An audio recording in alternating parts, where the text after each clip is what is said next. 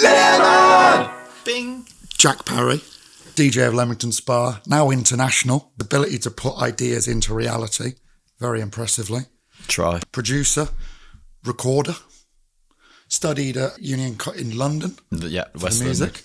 And just a legend of the town, I'd say, quite rightly. A drinker. Just a little bit. You've been around, you've got a lot of friends. Got a lot of friends. It's a good old town. I wasn't sure how I'd feel sitting here and actually talking about myself because I don't really like, outside of, your tight circles, I've never really been one that's very good at doing that or enjoyed doing it. Right. The last time I was on camera, I was discussing my music or anything. I was on that SoundCloud advert thing. Do you remember? Great show. Just to interject though, George and I go way back, and therefore trying to maintain the conversation that is just professional level of conversation. It's going to go wayward. Well, hopefully not. I'm trying to keep it as clean as without doing that, as slipping into that as possible. It's just interesting, right? But like so I was picked once when I was in London to do a SoundCloud campaign, and like I remember I said it something about cutting the mustard, and then I never lived it down, amongst the haters that are our friends. I just think there's so many pop-up events that are held in such mad places or amazing places that is so individual and unique to London. When I record a mix, I see if it cuts the mustard, and then SoundCloud, and boom, away. I don't know. My dad was really the inspiration, and my mum too. They both like the dance music. A real push on just like quite hedonistic music without actually being hedonistic themselves in that regard, which is something I've found very interesting as I've gotten older, or having indulged in it so deeply.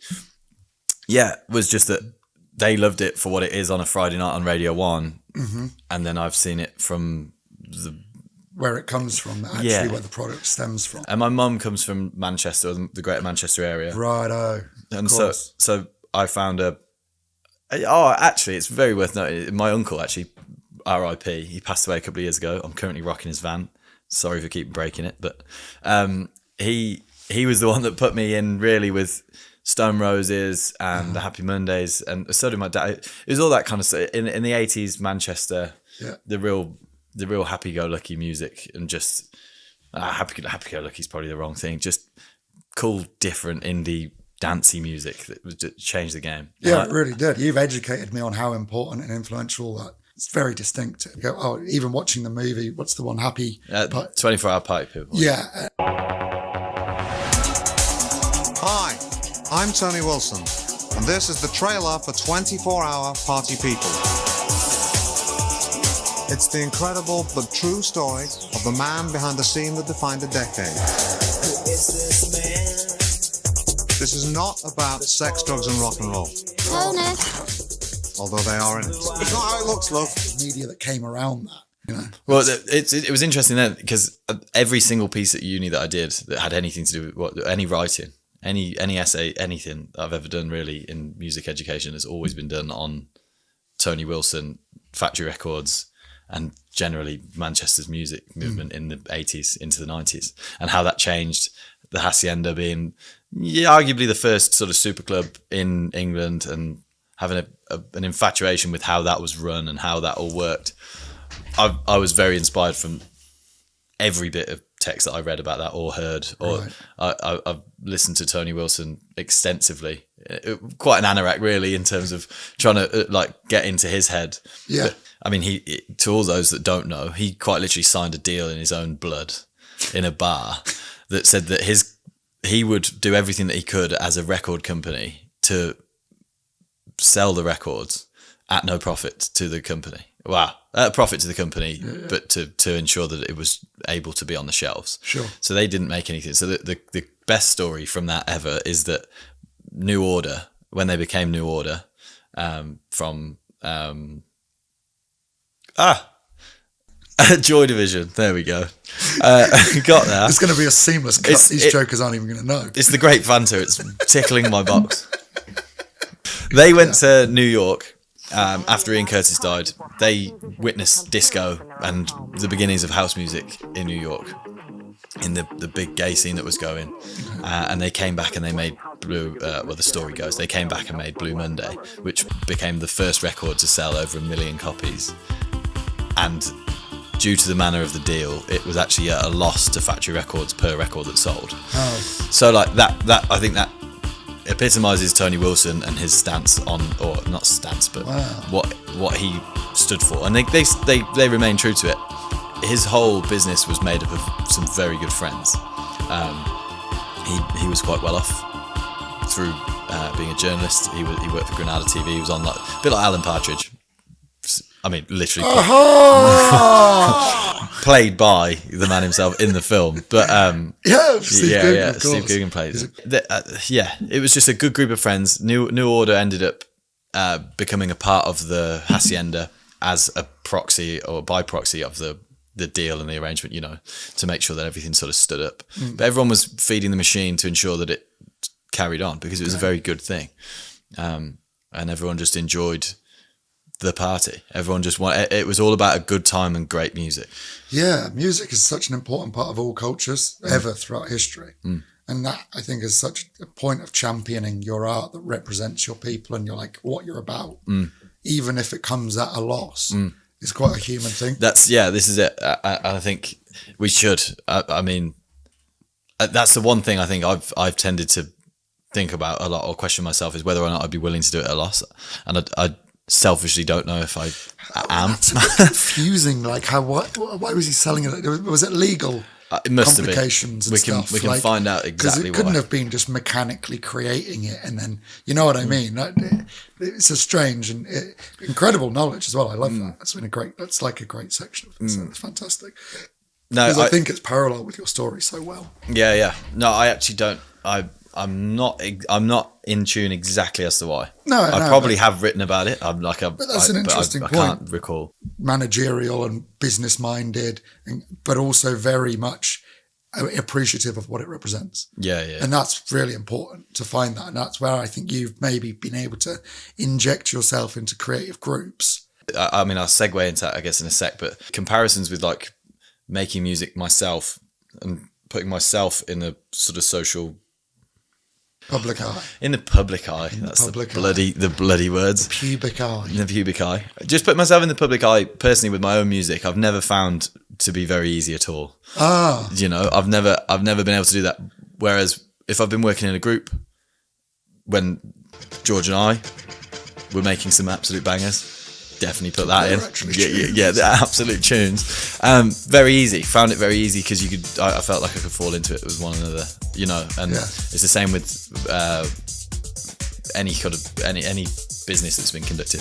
If I'm in a group setting with it, I find that I'll refer to all of my learnings very easily, and I can use that as like a base of ground zero.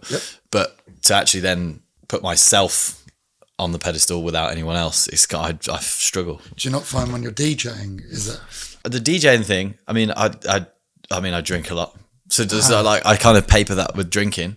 El Vino did flow.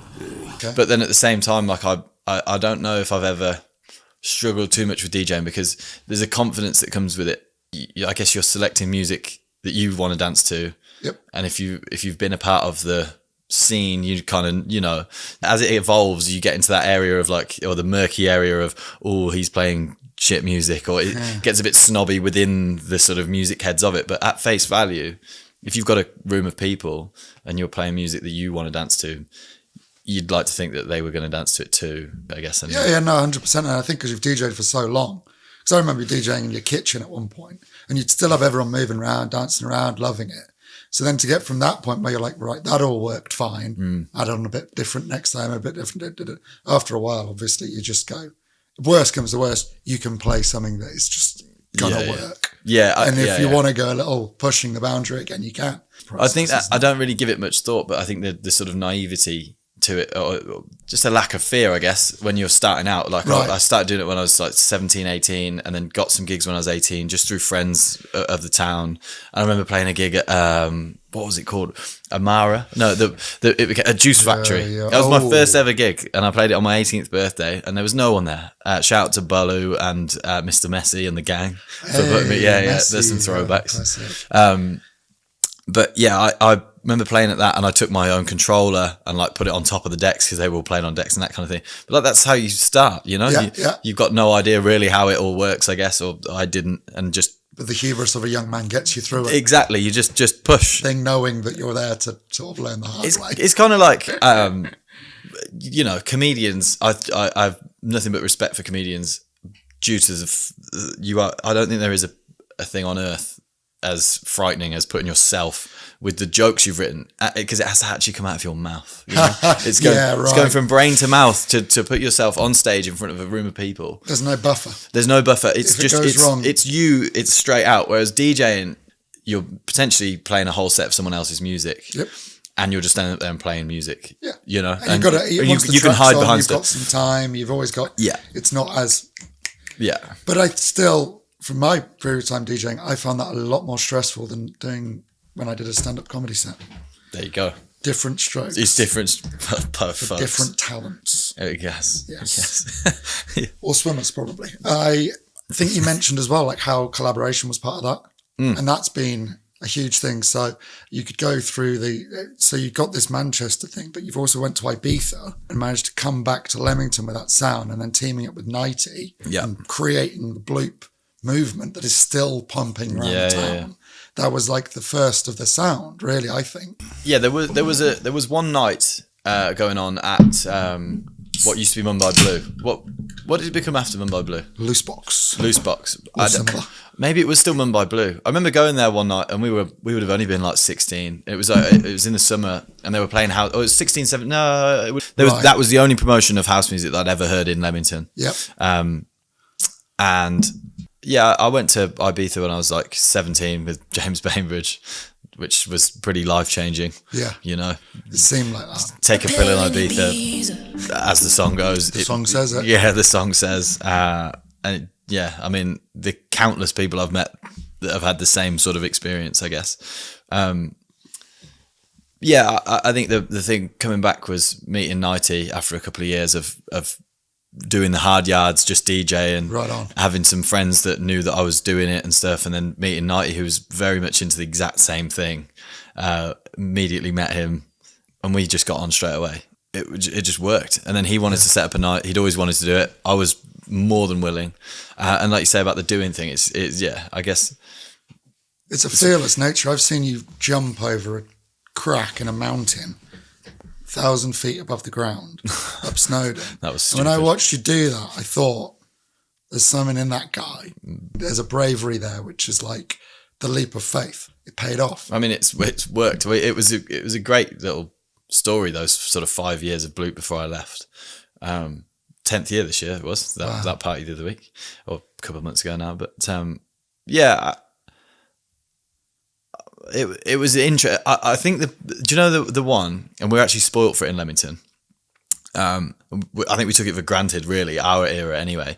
But Steve Smith owning the chain of pubs and bars that he owned, and I worked there, so I got to see kind of a little bit behind the scenes. But I think of those models as quite literally like how to perfectly run a chain of bars. Okay, interesting point. He was a bit of a mogul. I mean, he is. He's very switched on, difficult to deal with, and had his whole army of employees ready to go, and everybody knew their role, and it was a very well-oiled machine. He also owned some very good buildings locationally, but the models of those places were fantastic. And wherever you go now, or wherever I end up going now, I do always kind of refer to those that we've grown up with. I always compare them. Baseline, yeah. It's the baseline, and it's funny because now I'm looking at opening a bar. I immediately think Duke. I immediately think of like all the things that you could possibly put or that you need, and I think of things like Tony Wilson. You pretty much want to give the customer as much as you can possibly give them, whilst not cutting your nose off. Yep. Is Lacuna then what the bar is going to be built around? Well, so I mean, Lacuna was like the pinnacle of like anything. Like that was literally that was my hacienda. It was like the moment that happened, and because we'd just moved into this crazy flat in New Zealand, Wellington, where I've been for the last 6 years. Yeah. I remember working one day and we're planning where to put the next event. We've just done this. We've just done the third show of this new promotional idea, and it went really well. We're like, right, the next one has to be massive. I'd kind of laid out like a structure as to how we were going to evolve or how to progress based on what had happened with Bloop. So I think from the Bloop perspective, it was a properly bootlegged operation. Like we were doing it for the first time. I think Adam had done something in Portsmouth at uni, but there was a good 5 years between us and Adam, I think, which made for a great duo or a great combo of work ethic and just knowledge, I guess. Yeah. It was just good. The difference being, you enter a city, I guess, with not knowing anybody really. I'd laid out a kind of model of a capacity requirement. So like we started off with a house party, and it was like we got 100 people through the door. And in my head, I'm thinking, the moment we go to a second party now, there's definitely going to be another 100 people coming. And I just started to. It wasn't really so much that I'd laid out a plan. It was just more so that just crunching numbers. You go 100 people. Next time there's going to be like probably at a party spec like that 200 people that are going to want to come, because everybody that went to that party, if it's probably more than 200, you're going to have 3 or 4 people per person or per group that's going to want to come. You know, that it's very safe to say that there would be at least double the numbers that would want to come to the next one. And we did that. We ran another one. We did another house party. It was massive. We had to turn people away or make it very clear that it was, invite only type spec, which was fantastic because it came from a great group of friends. And those guys are the legends and the locals of Wellington or New Zealand that made that all happen. And when we sat down at the next meeting after that, it was a case of like, where can we go now? Because we can fill a place, with no charge on the door, still building brand.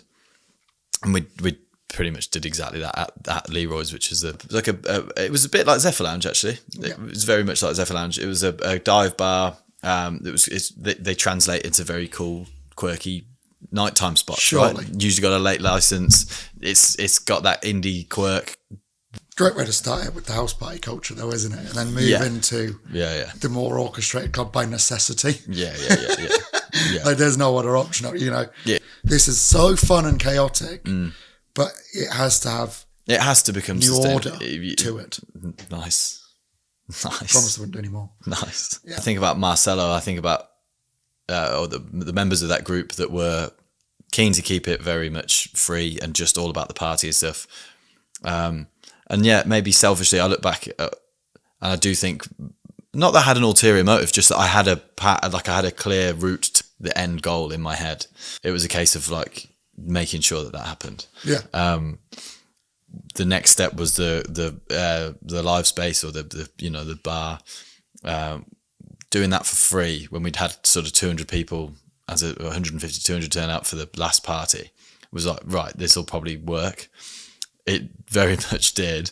And then the one after that was even bigger. So at that point, we had like 500 people trying to get into a 300 capacity venue, and there was a queue around the corner. But it was all free, and it was all fun loving, and it was just all about having a great and party. it was a new sound. Most people pretty much. You couldn't find much around Wellington of that ilk at the time. But that was part of it.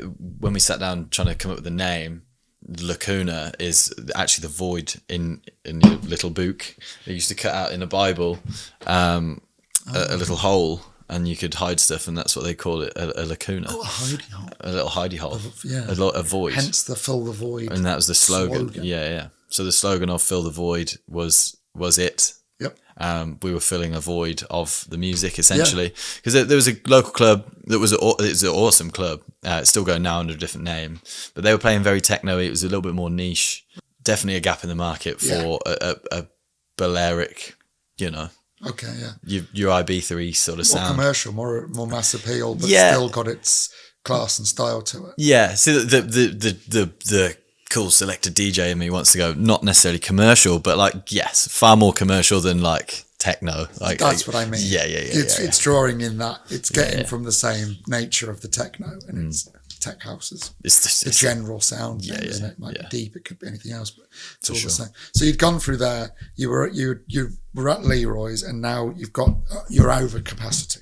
It was mad, yeah. And so we were literally thinking, like, what are we going to do next? Because we can't go back there. We'd made some money, because at that point we'd made no money. Yep. And then we decided that we were going to sell after party wristbands, because we had a massive, like, 500 square meter flat.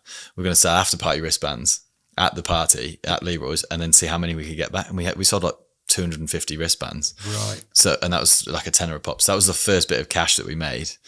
And we turned the house into, or the flat into, like a big club style thing, and it went on forever, and it was brilliant. But essentially the free stuff couldn't continue. Not that it couldn't all continue. Been free pretty much until until the wristbands. And then you were because the free stuff just, I mean, it doesn't.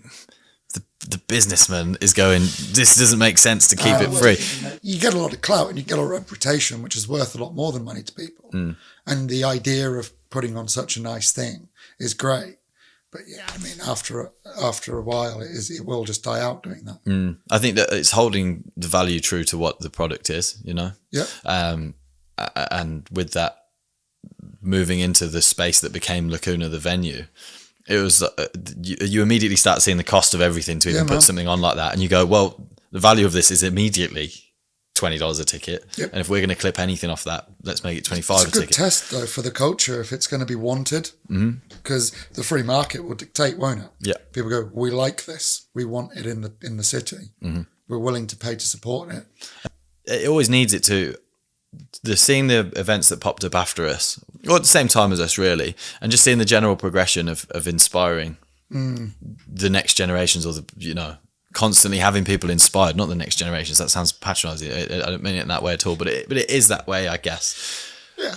To see everything popping up around at the same time, it was really good. It was a difficult time. COVID was shit for all business. Yep. And so to just see that all going on at the same time was wicked. Yeah. But yeah, I mean, like I say, that was the pinnacle of all things. That was literally the hacienda. So that was in the flat space. No, sorry, that Lacuna, the venue that ended up. Right. To go back, I was at work and we were trying to find a spot for the next space, really, because we didn't want to host it in the flat. We had a cool thing going on at the same time. We'd turned the flat into a kind of like a boiler room type thing. Yeah. Go check it out on YouTube. First floor, wicked. Oh, nice. Yeah. Oh, awesome. It was really good fun. I don't even know if I've clocked that yet. We turned the flat. So the flat was massive, big 500 metre square place, or it might have been a bit less, 400 metre squared. And it had a big bench in the middle, like it used to be an office space. So we set the decks up in the middle and had like the full 360 camera setup. Yeah. We had a guy who was awesome, but he had all the cameras and the mics and everything to do all that he needed. And we did essentially our own rip-off of Boiler Room, which was really cool.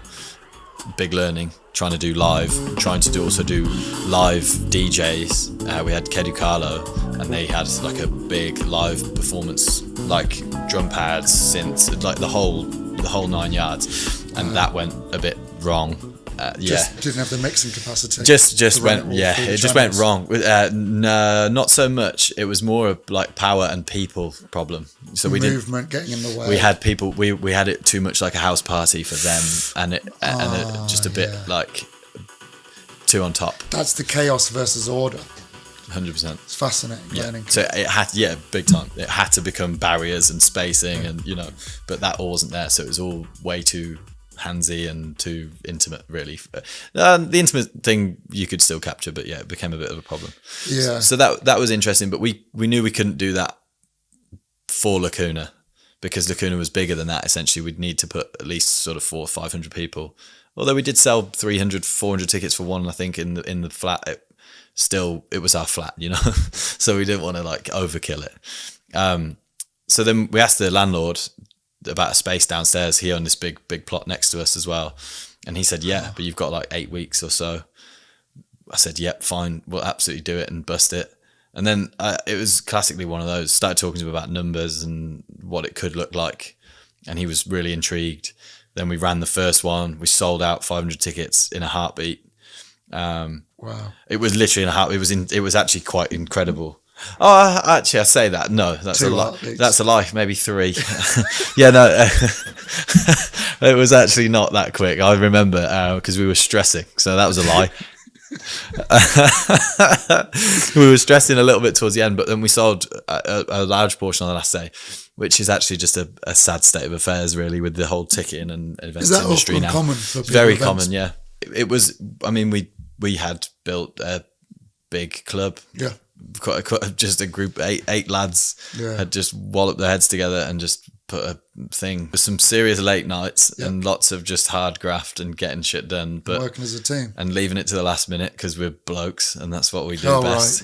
right. But that's how we do it. Hey, however works. Yeah, you know. But you were working with all sorts of creatives at that time as well, weren't you? Yeah, You're drawing in artists of all different dimensions. Dimensions, indeed. Yeah, there was 1D, 2D.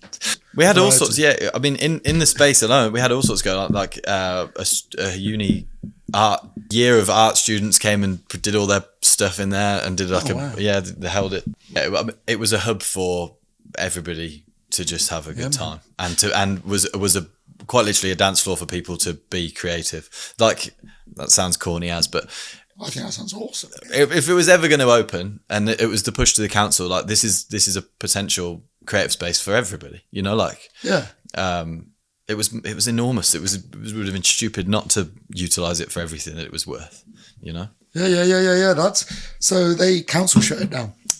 Big Welly Council came in with their big Welly boot. Yeah, they have some on, they have some serious issues with earthquakes, don't they? They really do. Yeah, they do. If you didn't know, they happen every day, all day, but you don't necessarily know that they're happening, and then you might feel one, and then you might not. And then you might feel quite a big one and you think, am I going to die? No, that was only a little one. It's a strange situation. Pulled you up with the structure of the build.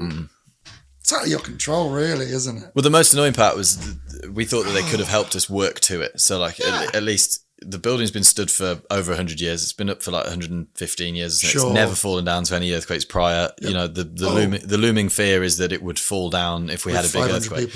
And we laughed and we were like, well, that's... the rest of Wellington's going to be suffering, not just our 500 people. So please give us some time to work too. Let's make an arrangement, blah, blah. And they were being very difficult.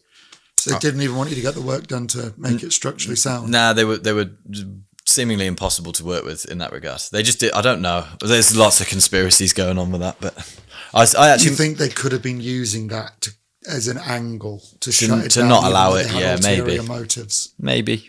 Oh, it was quite a big thing in the city, you know. We don't do conspiracies on this podcast. No. Not often. But the last of it, Connor, who was part of the company, one of the directors, he was also a lawyer.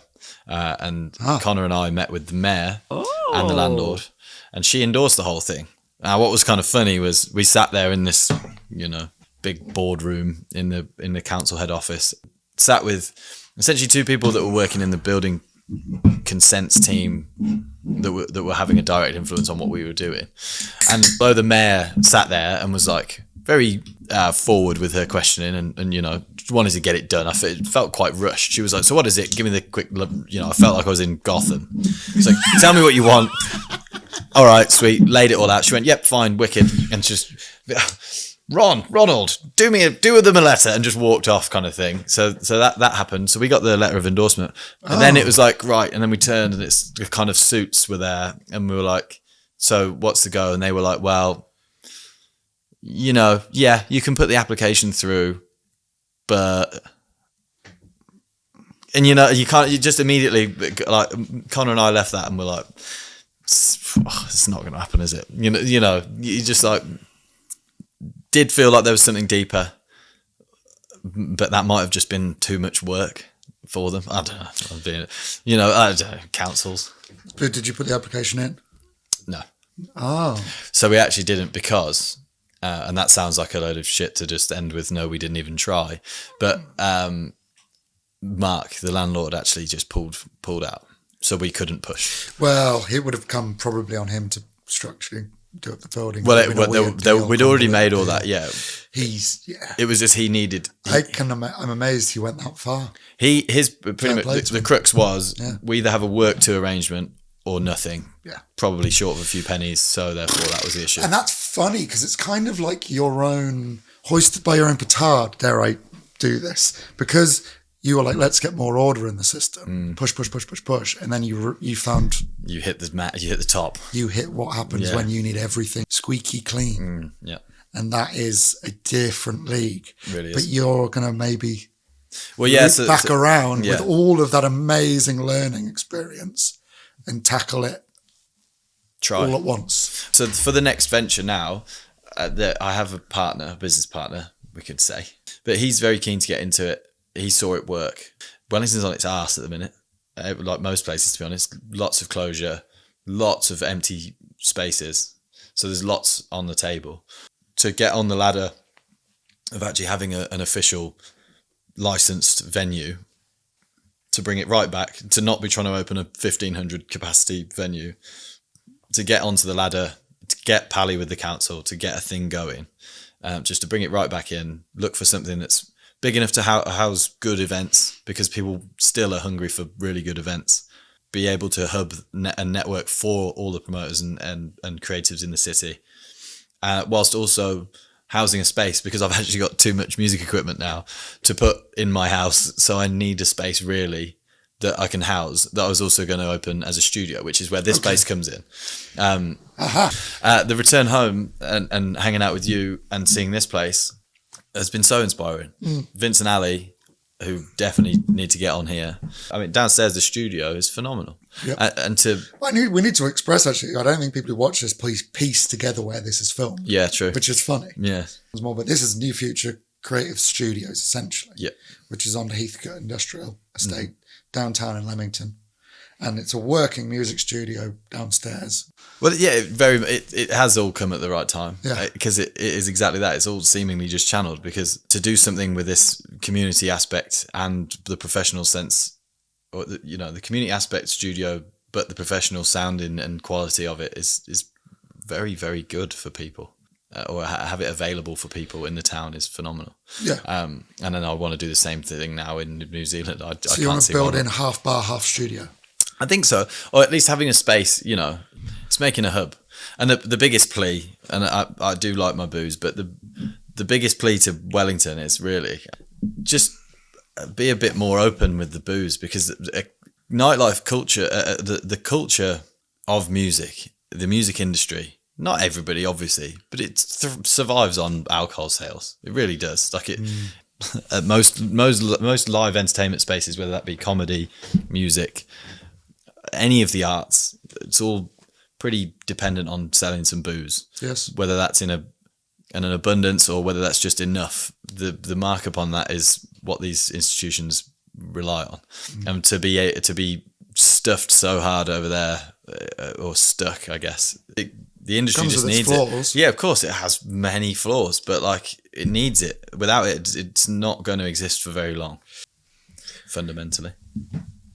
Let me check my notes now. I think that's terrifically.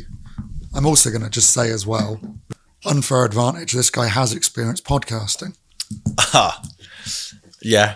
That could actually just be a link to the next segment if you want to talk about your podcasting endeavors. Did a podcast. How many episodes about? We did like 9. Yeah. There was just some stoned, pretty alcohol-induced ranting or chatting that was just between 4 of us living in the house over there. It's good fun. I think this is just great though, just to get people talking, because all of the mediums, tinfoil hats on maybe, but all the mediums of information now. I don't want to say state, because then I do start sounding like a conspiratorial whatever. Mass media. Just mass media. It doesn't sound any better. No. It's all where you're going there. It's all just a bit. Really good point to bring up. It's just a bit bowed, isn't it? It just seems fucked. Bowed is perfect. Yeah, it just seems a bit fucked. So to actually listen to people having a conversation, whether it's about a serious conversation, whether it's a serious topic or not, it's the best way of actually getting some information and enabling the truth. Yeah, like to refer to. Don't at me, but like Joe Rogan. The best thing that could have happened was Kamala Harris goes on there as well as Donald Trump. But like he says, she didn't go on there because there was a list of things that were do's and don'ts, whereas he went on and there weren't. And that was the only reason that he went on. It wasn't because he was wanting to endorse it.